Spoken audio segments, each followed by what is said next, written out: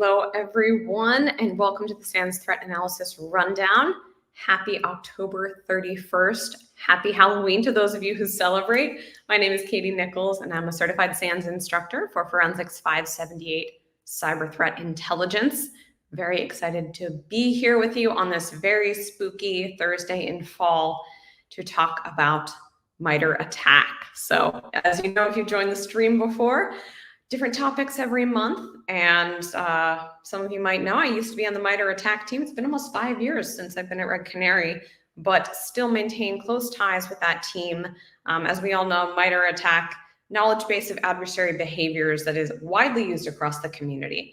And so I'm very excited today to be joined by Knerr and Joe Slowik from the ATT&CK team to talk about their very spooky ATT&CK version 16 release that just came out this morning. So we'll kick off, let each of them introduce themselves and share a little bit about their background and what they do on ATT&CK. Casey, do you want to kick off? Hey, yeah, so I'm Casey. I'm the ATT&CK for Enterprise lead. So in charge of that domain and the techniques that get released there. I have been working on ATT&CK basically since I started at MITRE almost 3 years ago. I started more focused on cloud.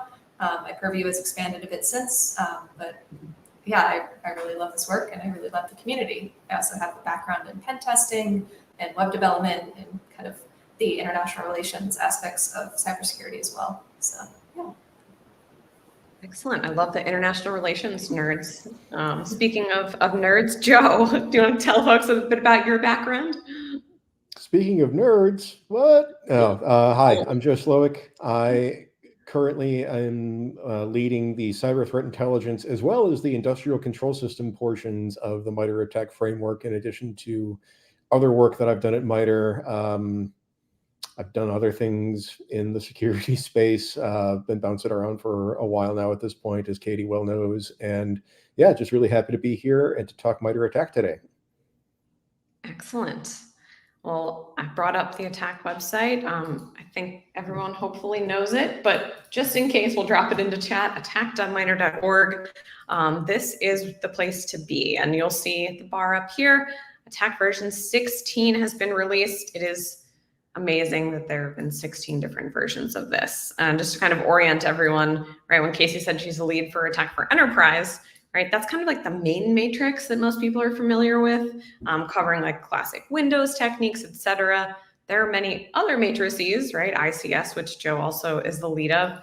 And so as those of you who've looked at ATT&CK know, it's just massive. There's so much knowledge here, so many places to get started, but diving into this update, the other nice thing the team does is has a nice blog post written by Amy Robertson on what are the updates. You can see the Halloween theming here.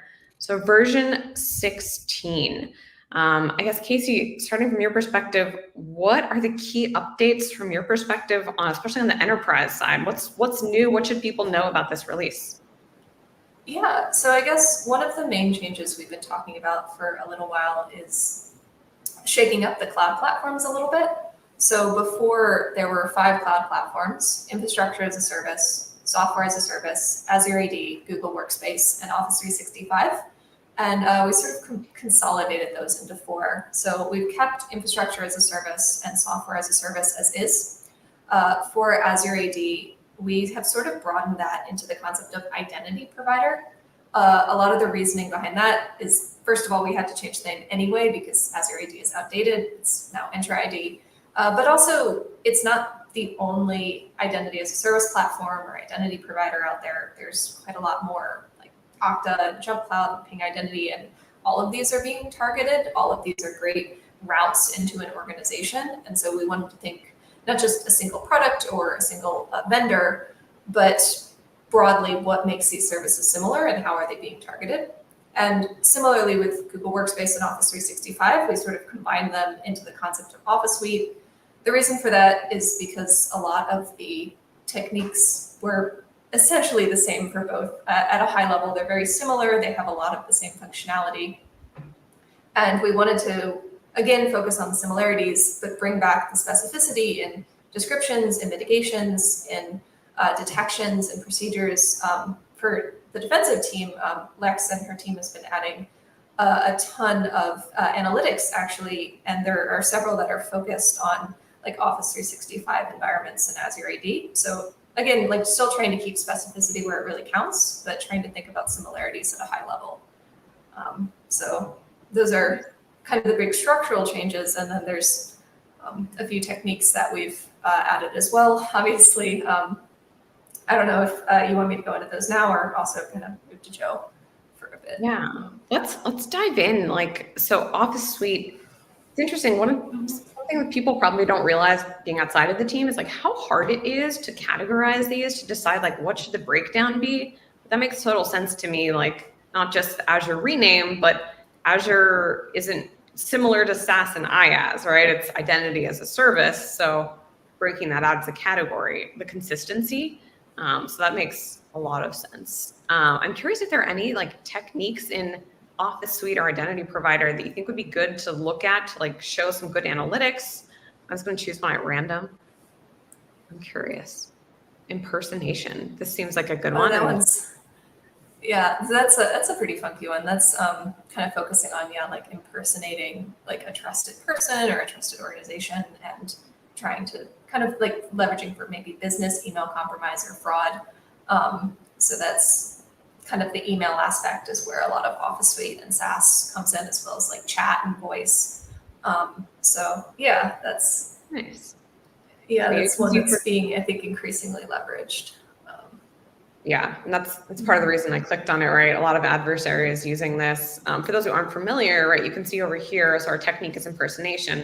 These are the platforms, right? So you can see it applies to kind of the traditional Linux, Windows, Mac, but also the Office Suite and the SaaS platforms as well.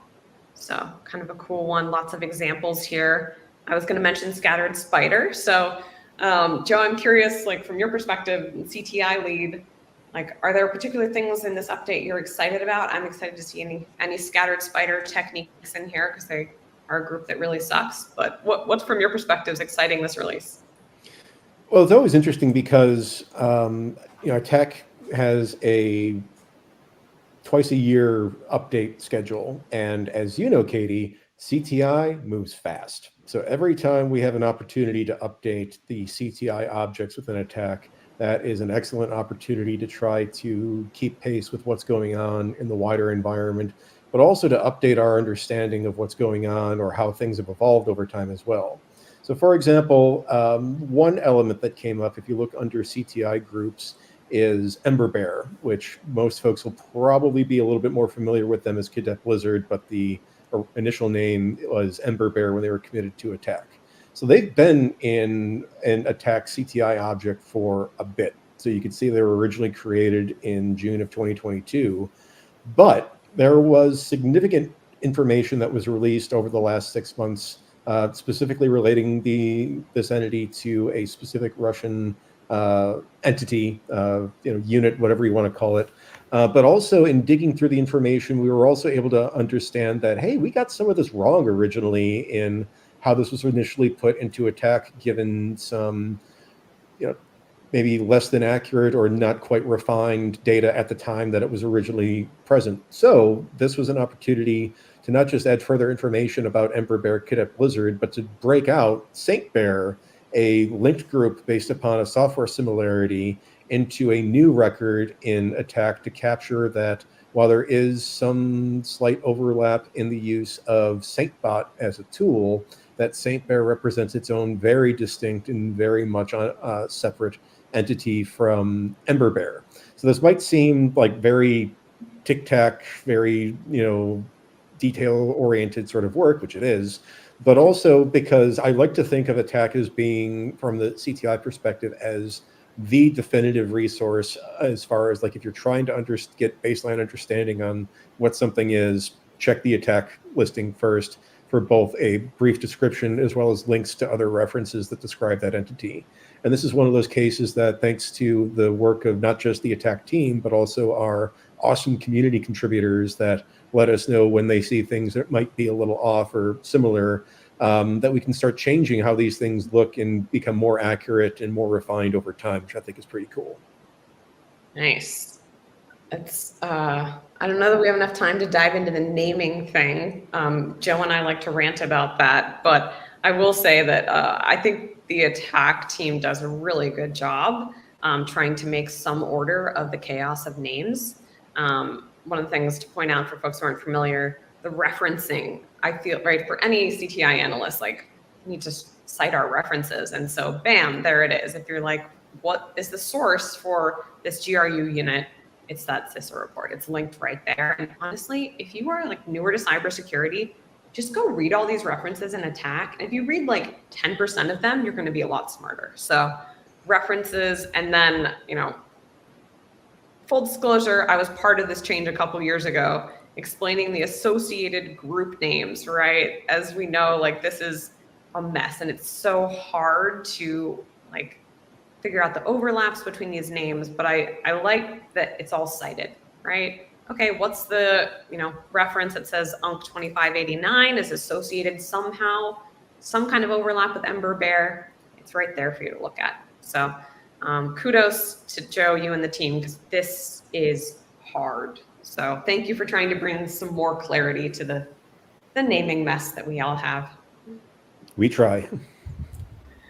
So Ember Bear, one to definitely check out, some clarity there. And then Saint Bear. And I just want to just point out, if you're looking for all of the updates, right, we're talking through some of the key ones here. There's this really nice update page. We'll drop that in for everyone to reference. I like this as a way to make sure that like I'm caught up over the past few months with like, what are the new things happening? What's going on? What are the groups that I should be paying attention to, et cetera? So let's see, scrolling down as we're on the CTI, oh my gosh, there's so many changes. It's kind of overwhelming. What are the other like Intel updates that you would highlight? We talked about Saint Bear being kind of a new group page. Are there others, Joe, you would really suggest people look at from a like, this is a threat to pay attention to, or anything else? Well, one thing that we've been trying since I started back in January at MITRE is really improving our coverage of e-crime, criminal threat entities within attack. Attack, for better or for worse, has been very APT focused. I mean, Katie, you can chime in on this and tell me if I'm wrong on that or whatever. Like, no, it has not been or whatever. But and I think one reason is because it is fundamentally easier and clearer to track a lot of the state-sponsored APT-like activity because it is more unitary in nature compared to what we see with e-crime actors, where you have initial access brokers and ransomware as a service entities and you know, all these other things that link together that may come together in certain campaigns and then disassimilate for others, making it difficult to try to track these as unitary objects. But just because it's hard doesn't mean we shouldn't do it. So you'll see, like among other items, we have Play added as both a group, and then Play Ransomware added as a software family, and then adding the Inc. ransomware family or group as well to try to expand our coverage of criminal tooling. And this is something that, while again, there's lots out there, there's only so much we can do, and some of this gets really confusing really fast, that we are trying to do a better job, whether through specific groups and software items, or we're more appropriate when it's not clear what groups are involved, or that there's an easy way to identify who's responsible, of capturing interesting items for which we have significant information on how the intrusion took place through campaigns, which I think are the really sadly overlooked element of the CTI trifecta of objects, where, you know, if we don't have solid information on who is responsible, or we do, but the way in which the operation took place is specific to how actions were taken against a given victim, it allows us to really go into detail and capture, well, what happened in this incident or this series of incidents. So that's another area I'd highlight folks to really look out for, that we're working to capture some of the more high profile and more prevalent ransomware families, info stealers, and similar sorts of items that maybe haven't gotten as much attention previously, but are so prevalent in for defenders to deal with that we really need to make sure we're tracking these sorts of items as well. The ransomware challenge. This is one that my team has had like very long conversations of like, is ransomware a group or a software? And it's sort of both. And so I like this approach of saying like Inc. ransom, we're talking about the threat group, usually like the people. And then ransomware, that's the malware, right? That's the code. And like the people do different things than the code. And I can just imagine like the challenge of trying to figure out which techniques do you put in which. Yep.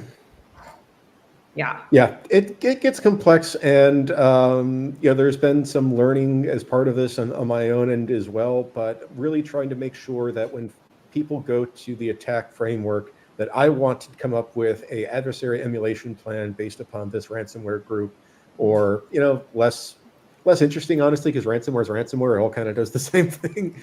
But for some of the other tools, or looking at specific campaigns as you may identify them, to really have an accurate view of like, well, what took place? What is it that we're really looking for? And how can we start building this into emulation activity or for gap analysis if we're looking at what it is we can detect and identify within our own environment? Yeah. And yeah, if you look at it, like the ransomware, the malware itself, it's kind of boring. I agree with you, Joe. Like it encrypts data. Like, yeah, maybe it's the actors, the people who do all of these other interesting things, like stealing the data and doing discovery. And I think that's a good call out. Also wanted to highlight the campaigns. This has been around a year. I can't remember. There's probably in the change log somewhere. The new Couple of years now, I think 22. Really, time flies. It's again thinking about like the ontology to nerd out. Like a campaign is sort of different than the people or the code, right? And I think this is another challenge, but a lot of good campaign info in here. And I think it's just kind of speaking to the maturity of attack and some good changes that have happened. So good to check out campaigns too. Yeah, if you want an example for how campaigns are being leveraged to distinguish between software and other items, if you scroll down to, there's a couple of Picabot related campaigns that we added. So Picabot being another of those items, very e-crime related or whatever, as a loader and similar.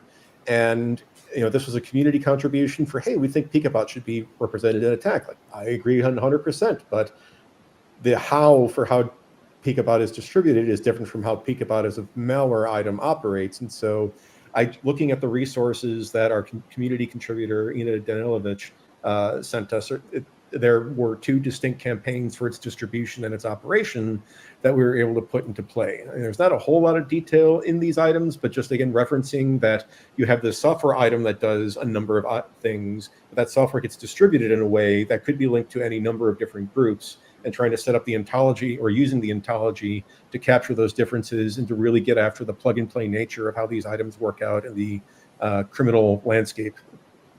Nice. You mentioned contributors. So Casey, maybe a good time to come back to you. If someone wants to be a contributor, how do they do that? What are you looking for with contributions? If you could talk about that for anyone listening who has an idea. Yeah, so I mean, the main way is to email us, attack.mitre.org. In the resources section, we have the Engage with Attack, which talks a little bit about that. We have a sort of form for like kind of explaining how you might structure a technique, but really you don't have to do that. It's very much welcome to just kind of send a behavior. You don't necessarily need to write everything out. What we really want is just an explanation of like what this behavior is, why it's interesting, and critically like stating or confirming abuse by threat actors in the wild. So like saying either, here's kind of a publicly citable threat report or something, or even if you have a publicly citable reference about the technique, but can kind of confirm to us that maybe you've seen this in some capacity, that works too. So really, yeah, we're interested critically in that adversary use aspect. But yeah, definitely don't need to fill out the whole form.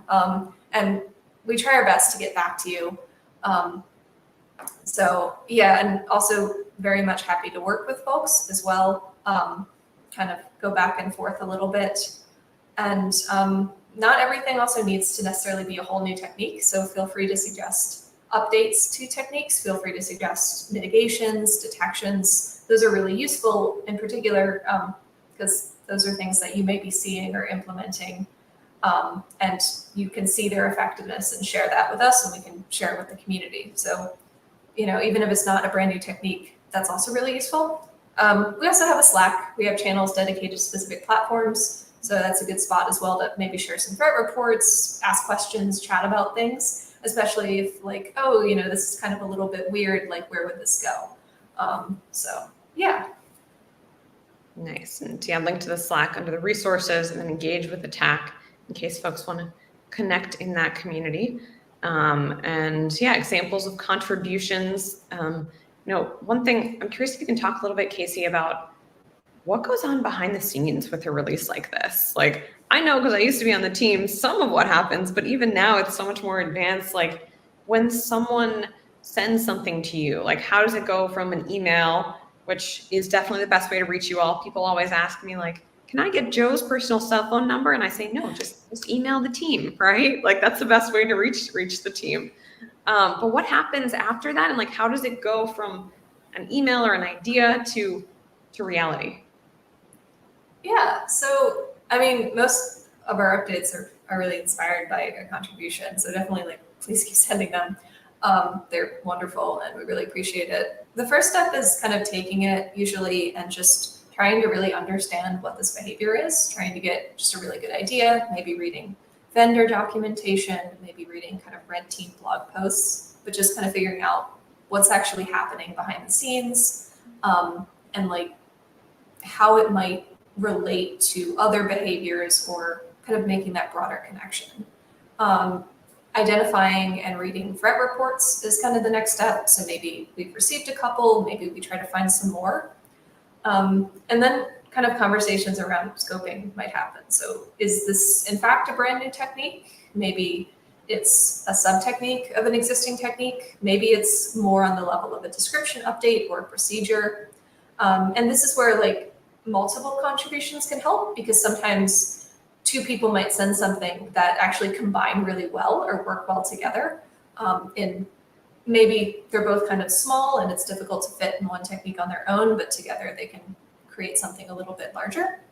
So I think that's an aspect. So just kind of really understanding it, identifying threat reports and intelligence, and then is this a new technique, and kind of scoping it that way. And then from there, drafting it, revising it. We always send it to the contributors for feedback and see, sometimes they're like, this is great. Sometimes they're like, oh, you should add a little bit more about this. So we also like that back and forth too. And then releasing it. Nice. I know a lot of work behind the scenes goes into this. And it's kind of cool to see this contributors list grow and grow and grow and grow. I think it doesn't fit on a slide easily anymore to where you can actually read it. So good to see that. While we're here, just wanted to give a quick shout out. MITRE's a nonprofit, so I feel fine saying this. You also have a benefactors program if you or your company are in a place to give financial contributions to support the team's work. Do it. All right. This is a cool resource. MITRE ATT&CK is free for anyone to use. So just wanted to highlight that out under the engage with attack, so you all don't have to do that yourselves. So lots of ways to connect with the team: Slack, Twitter, X. I think you all are also on Blue Sky. We talked about how to contribute. So Casey, in thinking about the techniques this round, are there any that you think people should pay attention to? Similar to what I asked Joe for groups and software, any particularly cool techniques? If I can find the release page again. Yeah, so one of the things we did actually is that I've been wanting to do a little bit is split resource hijacking up into sub-techniques. So I think a lot of the ways people talk about resource hijacking is sort of as if it's been the same as like crypto mining. But there's a lot more ways in which you could actually attempt to hijack resources. And we wanted to expand it and add more of these concepts. And then the technique just got incredibly unwieldy, so we split it up. And so the first part is the very traditional like hijacking of compute, followed by bandwidth hijacking, so more kind of maybe selling your network bandwidth, maybe leveraging compromised systems for distributed denial of service attacks, or for like internet-wide scanning, and then SMS pumping it's very, that one's very interesting. It's like I've never heard of that in my entire life. Yeah. So this is like generating SMS traffic for profit. So basically you can obtain a set of phone numbers from a telecom provider and then find a publicly available form that sends an SMS message that's not like protected by maybe CAPTCHA rate limiting or something like that, and just generate large amounts of traffic. So this might be like a one-time password form or a sign-up form that has a confirmation with a phone number. But yeah, this one was kind of interesting. And so that might be, again, using up quotas, using up dollars. And the fourth one, modified cloud resource the fourth one, cloud service hijacking, is also more about quotas and dollars and other sort of kind of SaaS activity. So this might be leveraging like email and messaging services, maybe like Twilio or Amazon SES, to send like a lot of spam or phishing emails. And then there's another technique that's under this umbrella that's been increasingly reported out recently, which is LLM jacking. So leveraging like proxies to hijack the power of like cloud-hosted AI models. So compromising a cloud account, spinning up kind of new like AI models, and then like basically proxying that generative power and then gaining money in that way. So there's been several really interesting blog posts, and it's been something that I've kind of been following a little bit. It's funny because so as you're talking about the high level technique, I was like, wait, Permiso just had a blog post on LLM hijacking. I wonder if we should add that. It's already there. So I think there is someone at Permiso, or maybe I should make a contribution to add another reference. Because all the buzz right now, everyone's talking about how are adversaries using AI to like find a 0 day, and like, well, they are using it to like steal your AI resources. So that's one of the things that I like about Attack. If folks aren't familiar, like it's very much grounded, as Casey said, with contributions in real world examples, which is why those references are so important. Like, what are real adversaries doing, or cutting edge red teamers doing?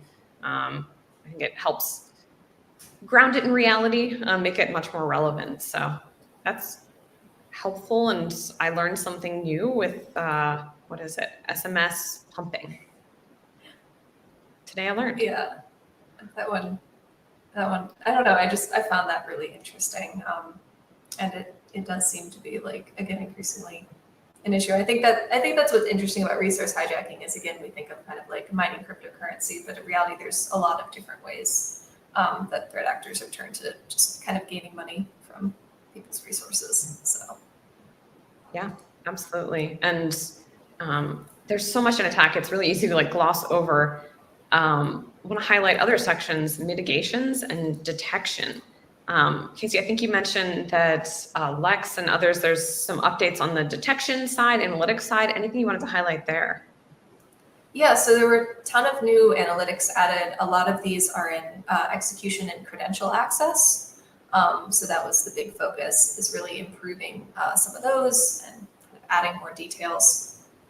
In terms of mitigations, there was also one new mitigation, which is sort of borrowed from ICS. It was out-of-band communication.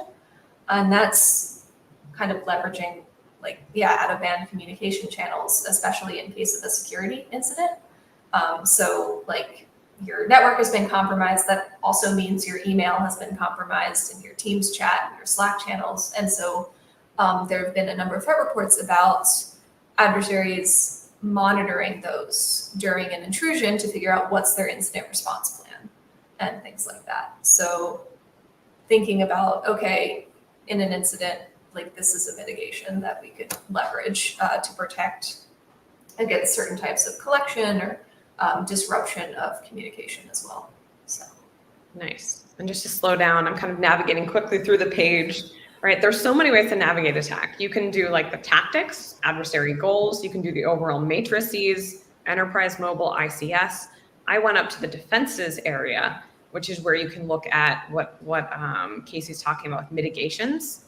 Again, talking about different ways to use Attack. If you just like went through all of these mitigations and even implemented like a quarter of the recommendations here, like I think your security posture is going to be a lot better. And this is an interesting one because I feel like it's one that a lot of people miss in their incident response planning. Like, what if the adversary is reading your Slack where you're explaining how you're countering that adversary in your network, which has happened, as you noted. So I like the additions of things, maybe thinking outside of traditional incident response, but dealing with social engineering and dealing with identity and account compromise.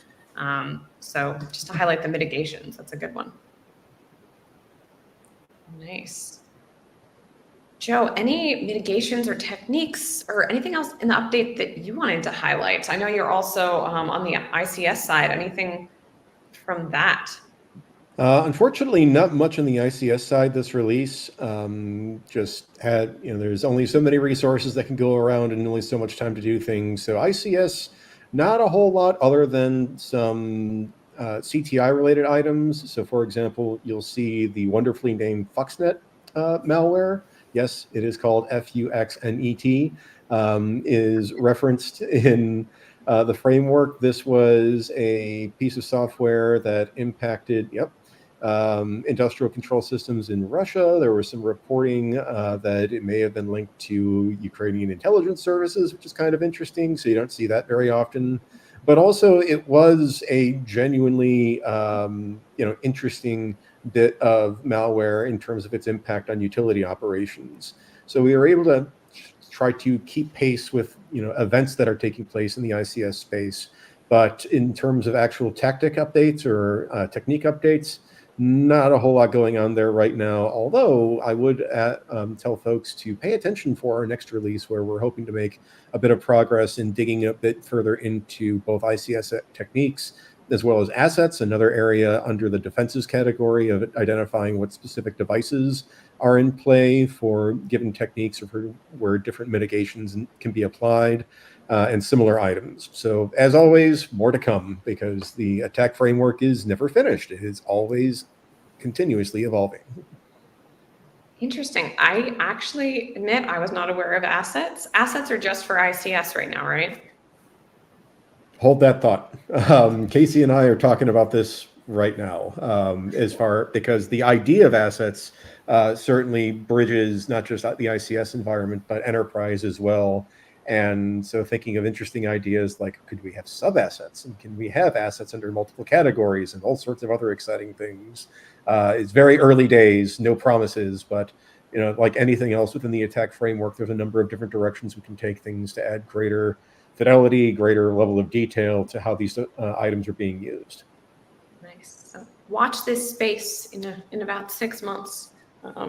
Yeah, always a challenge. There's so many things to do and so many only limited number of people and hours in the day to do them. Mm-hmm.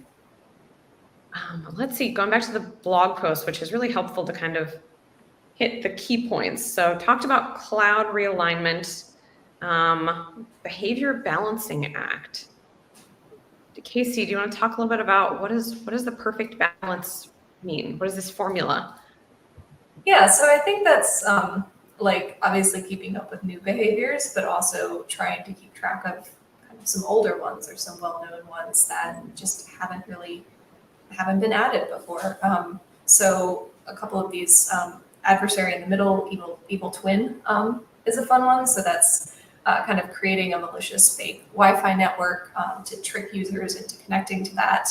There's been a little bit of CTI over the years. I think there was actually if I recall correctly, there was a report from earlier this year, not about a threat group, but just kind of a person leveraging it. But yeah, I think it's one of those cases. I think a lot of people have in Security played around with a Wi-Fi pineapple or something like that. So kind of looked into a little bit, but it's just never been part of attack before.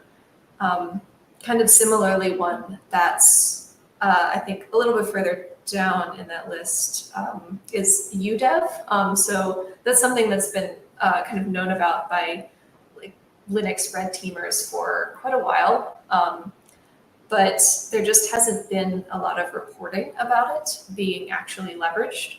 So this is all about maintaining kind of persistence likely through using UDEV rules to repeatedly execute malicious content. So that's something that there was a report earlier this year that talked about a piece of Linux malware that used it. And I think people in the community were really excited about it. We had a lot of people kind of send it in, tell us more about UDEV, give us some details on a little bit about it, detections and mitigations. So there's a lot of really, some really good content there. So Nice. I think it's nice to kind of fill in the gaps in those ways about things that have been maybe known about for a little while, but just aren't in attack yet. So one of the things that I really like about the technique sub-technique method is like, I hadn't heard of UDEV before, but I have heard of event triggered execution. That's kind of nice. It just helps me think about how to consider things that I'm not familiar with, right? Okay, I'm familiar with others of these, application shimming, right? COM hijacking, but I hadn't heard of UDEV. Okay, it's just event triggered execution. And it makes it a little less scary when you have like a starting point to help update and learn. And that's the other thing. For anyone who's newer, these descriptions are chef's kiss. They're so beautiful. They really help explain what this technique is in a simple way. And so would highly recommend, like, even if you go through this updates page, read a couple of these techniques, learn about some new ones, great way to expand your knowledge of what adversaries are doing. So good one to call out. And I know Linux behaviors in the wild are tougher to get information about. I know Linux and cloud and ICS as well, I'm sure, Joe. Tough to get reporting on some of these areas, right? Yeah, I mean, it's improving. Go ahead, Casey. Oh, no. Okay, I will go ahead. I think it's improving. There is a vast ecosystem of threat reporting and technical reporting that exists these days. I think it's a question of being aware of some of the things that are out there and not being overly biased towards the same old sources when it comes to very large organizations that we're used to seeing in this field. But there's also the other caveat of, it's not just the question of, does this technique exist, but has this technique been used? That comes into play as well, because there's lots of theoretical items that you see discussed, especially when it comes to the ICS or OT environment, where you'll have DEF CON presentations or demos or PhD theses or similar items that go into possibilities, but not reflected in actualities of adversary activity, which make it difficult to, we can't capture all of the possible. And so limiting ourselves to the actual then becomes difficult if the actual doesn't get accurately tracked all the time. So we try. And like I said, I think it's getting better. Certainly I would stress for people who are contributing along these lines, it's not just like, hey, I found a cool thing, but I found a cool thing and it looked like it's been used, or I found a cool thing and it's documented here, is, really the core issue behind this, to really make it useful, to make it into something that meets the bar for inclusion into the attack framework. Yeah.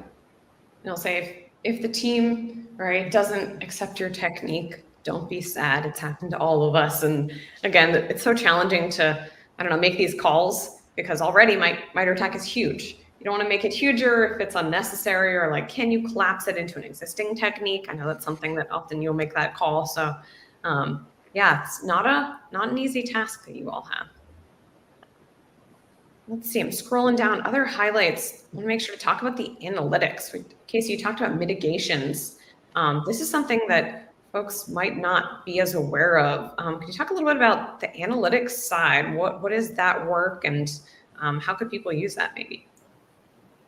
Yeah, I'm sure you can probably just click on a few to find, but yeah, so we've been trying to, the defense team has been working really hard on trying to make the detections in particular a little bit more actionable. So leveraging these analytics as a way of kind of getting started in particular with actually trying to detect these techniques. And they might need to be obviously tweaked for your environment and everything, but just giving you an idea of here's a way to translate kind of this long paragraph potentially into actual reality, and actually leveraging those detections to identify use of these techniques. Because I think that's always the tricky part, is going from, okay, I understand the behavior and I get in concept what everything here means, but how do I actually use that to kind of make my environment more secure? So. Yep. And just to explain what I did, so I went to PowerShell because like PowerShell is perfect for detection analytics, right? There are so many analytics that are have a high likelihood of being bad. So, right, here's an example of some of the unusual arguments, right? A coded command, invoke expression, i.e. X. So again, simple things you can do if you're new to implementing detection analytics, like go check out techniques like PowerShell, and then, right, lots of new analytics the team added under each of these detection sections. And you can say, okay, process creation, but not just collecting the process telemetry. How do I actually write an analytic to try to detect the badness there? So nice. Yeah, there's also, this is mentioned in the release blog, but there is a sticks analytic extraction Python script. So that can help you to kind of actually grab those a little bit easier.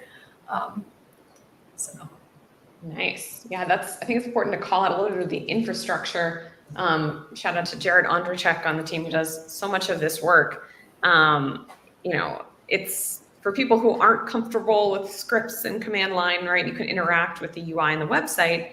But if you want to start pulling, right, maybe I want to pull all the analytics or detections, I would recommend not copying and pasting that manually, but using scripts like this one. So this is a great call out, right? Maybe I'm like, hey, I would like to pull all of the analytics from the website and I don't want to have to copy paste. Nice little Python script here that can do that. And there's ton of other scripts, right? Maybe if you want all the group information, you can pull that back. So thanks for calling that out. That's a nice little helper script. Okay. There are definitely a lot of programmatic resources that you can leverage instead of, don't have to script the website. So yeah, and I think please don't, in fact, right? use the Python, use the sticks and taxi. To get the programmatic information. Oh, and that's another thing that we should probably mention is the Taxi 2.0 server is going away on December 18th. So it'll move to Taxi 2.1. So make sure you migrate before then. Gotcha. So retiring December 18th. So if you are someone who pulls from the Taxi server for MITRE ATT&CK, this is your notice. I'm sure you all will say this early and often. But make sure to migrate over. This is the new location, attack-taxi.mitre.org. For folks who aren't familiar, Taxi is the protocol by which you share sticks, which is the format that ATT&CK is structured in behind the scenes. So lots of details there, but it's a good thing, right? 2.1, is that the current version of Taxi? I can't remember. They keep updating it, but more updated version, hopefully a little more stable. Nice. Well, we have hit a ton. Anything else on the update we should talk about? We talked about contributions, talked about all the ways to connect with the ATT&CK team. Or is there anything else coming up in the future that you all are working on? Like you could give it a taste of like assets, right? Joe, you mentioned maybe something coming up there. Anything else with the ATT&CK team that folks should be aware of or that might be upcoming? Well, one thing, I guess, from the enterprise perspective is, I mentioned this at ATT&CK last week. So one of the things, if you look at the matrix, you'll notice that one of the tactics is a lot bigger than all the others, and that is defense evasion. And this is frustrating aesthetically, but at the same time, it also might be that we're losing some nuance that could potentially be useful. And so one of the things that we've been talking about is potentially looking into ways to split it up. One of the ways that we thought about is evading mitigations versus evading detections. So maybe trying to be more stealthy, trying specifically not to get caught versus trying to get around some sort of security control in place. And there does seem to be a split there. There are a few things like rootkit that are both, but I think that potentially that could add a lot more context, could potentially add more detail that might be useful to defenders. These might be different teams kind of looking at these sorts of behaviors or worrying about these sorts of behaviors, maybe from a CTI perspective as well. Like what are they really trying to do instead of just evade defenses? Like, are they specifically trying to be stealthy or are they just trying to like bust through? So yeah, I think that's something we're talking about. We're still in the early stages, but definitely interested in community input in that regard as well. Interesting. And then maybe this will be easier to fit on a slide as well, a PowerPoint slide, because that's the point, right? To make it fit easier. But no, that makes sense. Right? Defense evasion. Can we break down that concept of defense? What are they evading? What kind of defense? Nice. Joe, anything from your side? You talked about some of the ICS work that's upcoming, assets. Anything else kind of CTI or ICS hat on?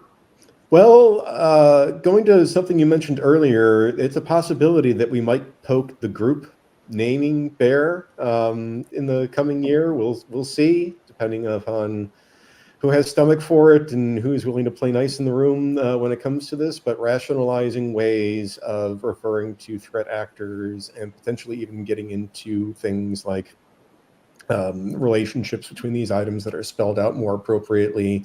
So it's not just like A is an alias of B, but A is related to B based upon relationship X, Y, and Z or something like that.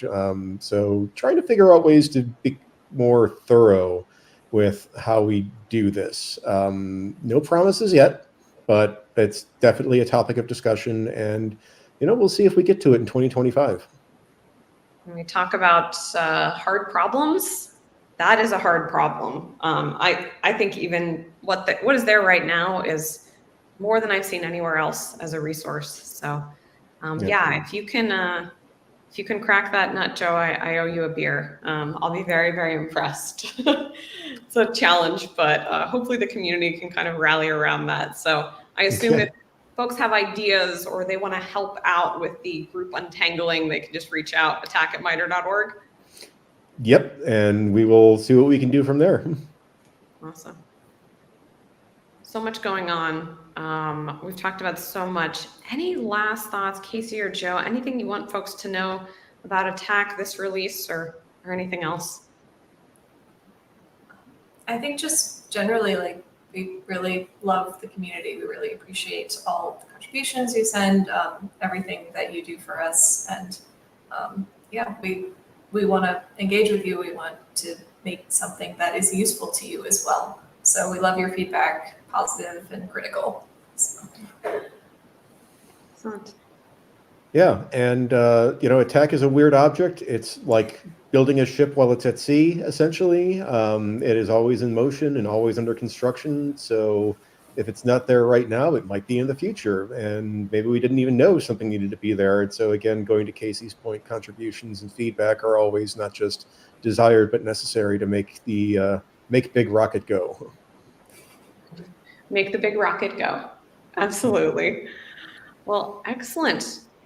We are coming up to the top of the hour, so we'll start to wrap here. Just one housekeeping note, wanted to mention for everyone, if you liked this discussion, if you like threat things, check out the SANS Cyber Threat Intelligence Summit. We are busily choosing our final talks, and so an agenda coming out in a couple weeks. Totally free, live online, January 27th through 28th. So if you're planning for next year, getting to close to the end of the year, definitely sign up now, free, live online. And if you can join us in Alexandria, Virginia, it should be a nice, chilly, late January, but it'll be an awesome event that I'm going to be chairing, and hopefully we will see many of you at. With that, that's all we have for today. Casey Knerr, Joe Slowik of the MITRE ATT&CK team, thank you both so much for joining. Thank you all for attending the stream. Have a great day. Thanks.